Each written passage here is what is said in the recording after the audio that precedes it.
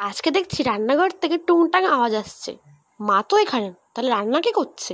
ও, রান্নাঘরে তো বাবা। চলো দেখে আসি বাবা আজকে কি রান্না করছে। বাবা, তুমি আজকে কি রান্না করছো? দাঁড়া, সারপ্রাইজ, দেখতে থাক। তাহলে বাবা পরপর বলো, তুমি কড়াইতে কি কি দিলে? দেখ, প্রথমে কড়াইতে তেল দিতে হবে। তেলটা গরম হয়ে গেলে পেঁয়াজ দিয়ে পেঁয়াজটাকে ভেজে নিতে হবে। মুচমুচে যখন পেঁয়াজ হয়ে যাবে ভাজা, তখন মশলা দিতে হবে। মশলা দেওয়ার পর একটু লবণ দেওয়ার পরে কষতে থাকতে হবে। দেখ, কষা যখন হয়ে যাবে তখন পুচ করে তেল বেরোবে, দেখতে পাচ্ছিস? এইবার একটু মশলা দিলে। ও, তাহলে আজকে মাটন হবে। তাহলে বলো মাটনটা কিভাবে রান্না করছো? স্পেশাল বাবার হাতের মাটন কষা। কষা একদম ঘরোয়া স্টাইল, দারুণ। কিভাবে রান্নাটা করি দেখতে থাক। এবার মাটন দিয়ে দিলাম। মাটন দিয়ে এবার কষাতে থাকতে হবে। মাটন কষাচ্ছি। দেখ, কষানোটা কিন্তু খুব ভাইটাল, ঠিক আছে? কষানোর সময় অনেক সময় কি হয়, লেগে যায়, মানে মাটনটা কড়াইতে লেগে যায়। তখন কি করতে হয়, একটু জল দিয়ে দিতে হয়, তাহলে কি হয়, পোড়াটা লাগে না। দেখো, আলু দিয়েছি। আলু দিয়ে দেশি রেসিপির পিওর ঘরোয়া মটন কষা। কষতে থাকো। সবসময় মাটনের পিসগুলো একটু বড়ই আমার ভালো লাগে। ঠিক বড় করে পিসগুলো করে নিয়ে এসেছি। চলছে মাটন কষানো।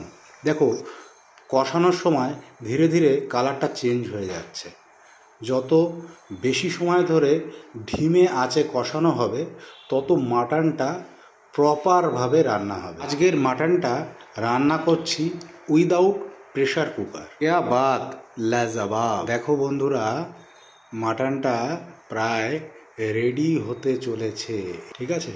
এইবার দেখো, অল্প জল দিয়েছি, কেননা আগেই বলেছি যে মাটনটা কষার সময় একটু লেগে যাবে।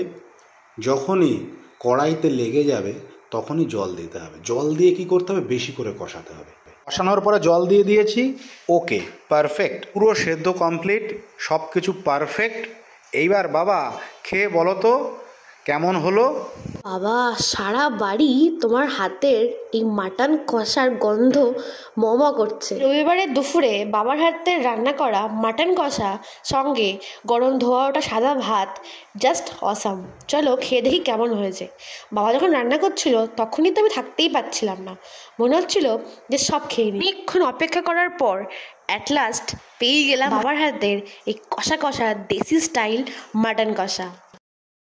উইদাউট প্রেশার কুকার মাংসটা কিন্তু সেরা গলেছে, একদম তুলতুল করছে। আমাদের চ্যানেলে খুব তাড়াতাড়ি আমরা এই মাটন কষার রেসিপির শর্ট ভিডিও আপলোড করে দেবো। এবং দেশি স্টাইলে মাটন কষা খেতে হলে কিন্তু রেসিপিটাকে ফলো করতে হবে। দেশি মাটন কষা বাড়িতে ট্রাই করে দেখো, তোমাদের কেমন লাগলো তোমরা অবশ্যই কমেন্ট বক্সে জানিয়ে। রবিবারের দুপুরে বাবার হাতের মাটন কষাটা কিন্তু বেশ দারুণ ছিল। আর এরকম ডিলিশিয়াস রান্না দেখার জন্য ফলো করতে হবে আমাদের অ্যাকাউন্ট ভালোবেসে ভুড়ি পোস্ট, যেখানে পেয়ে যাবে সব ধরনের ডিলিশিয়াস রান্নার রেসিপি। তো কি ভাবছো, সাবস্ক্রাইবটা করেই দাও চ্যানেলটাকে। দেখা হচ্ছে নেক্সট ভিডিওতে। Till then, tata.